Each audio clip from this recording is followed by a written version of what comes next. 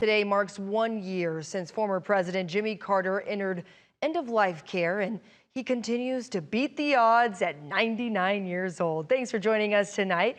On Atlanta News First, I'm Tori Cooper. Well, tonight we're hearing from Carter's personal physician who has been at his bedside in South Georgia.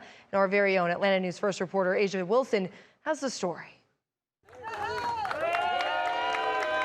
For decades, we've all seen former President Jimmy Carter in public committing his life to serving others, even after his seat in the Oval Office.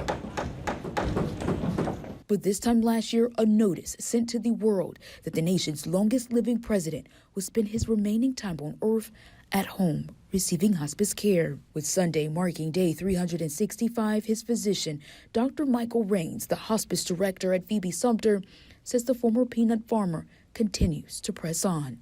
He's doing fairly well. He continues to have a little bit of decline that is measured. Back in November, the 99-year-old lost the love of his life. Best thing I ever did was marrying Rosalynn. His wife, former First Lady Rosalynn Carter, just days after she entered end-of-life care.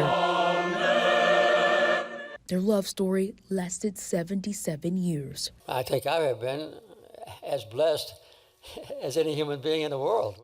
Her death now noted as one of his biggest challenges. Well, since she's passed, he has had some decline. He misses her. He sleeps more. He asks where she is at times. Those are probably the biggest things. Dr. Raines says he and other nurses check on the Plains, Georgia native once a week, adding that he's also under caregiver supervision around the clock. There are some cases that it's difficult to predict how long they're going to live.